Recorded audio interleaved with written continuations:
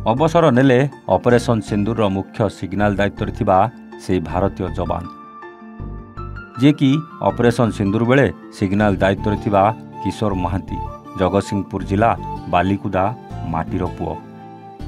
एही signal operator मानकर भूमिका बेस गुरुत्वपूर्ण थिला बेले बेस दक्षतार सह निज कर्तव्य पालन करी एबे सेनारू अवसर नहीं निज जन्ममाटी को फेरिबा बेले भावविह्वल हो जाइथिले किशोर।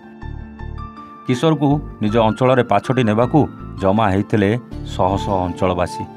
देश पई निज वीरत्व देखै सारिबा परे आज निज गाँव रे एभली स्वागत देखि निज आखिरू दुई टोपा लुह गड़ी आसीथिला।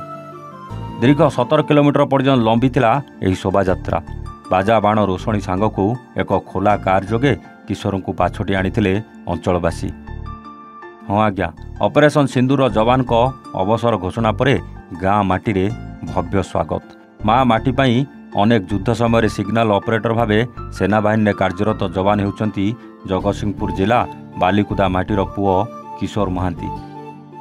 जड़े दक्ष सिग्नाल ऑपरेटर जहाँकि निकट होइतवा ऑपरेशन सिंदूर मुख्य सिग्नाल दायित्व तुलाइथिले, जहाद्वारा भारतीय सेना शत्रु पाकिस्तान माटी रे पाकिस्तान को धूली चटाइथिला भारतीय सेना।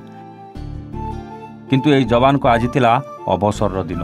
आउ जवान किशोर को स्वागत करिया पई तिहुड़ी छक ठारू एक विराट शोभायात्रा माध्यम रे पाछोटी नेइथिले शह शह लोक। एही शोभायात्राटी तिहुड़ी ठारू बंदर दीर्घ 17 किलोमीटर पर्यंत लंबी थिला।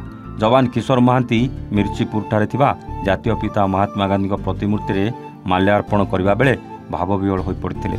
मु चाकरीरू अवसर नहीं गली सिना, किंतु मो गाँ माटी पई मोर सेही सेवा जारी रहबो बोली कहिसंती किशोर।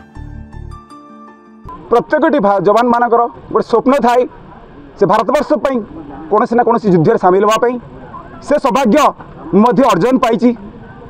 मरीचों के आशीर्वाद रो वर्तमान समय भारत सरकार द्वारा जो ऑपरेशन सिंदूर करा जाइथिला, जो सिग्नल को आपण माने समस्त मीडिया माध्यम देखिथिबे, जो कर्नल मैडम ब्रीफ करथिले से आम सिग्नल रेजिमेंट रो मु से सिग्नल कोर रो परिवार रो गोटे हिस्सा। निश्चित भावे मु से कोर रो भारतीय सेना रो गोटे परिवार भावे हिस्सा होइतिबारु वर्तमान समय जो सिंदूर ऑपरेशन रे आम समस्तंकर योगदान रहिला, जहा द्वारा कि पड़ोसी मुल्क तार जो बदमाश हरकत रू निवृत्त आसवा पई संकल्पबद्ध होला। जगतसिंहपुर कमलाकांत बारिक रिपोर्ट, वन ओडिया।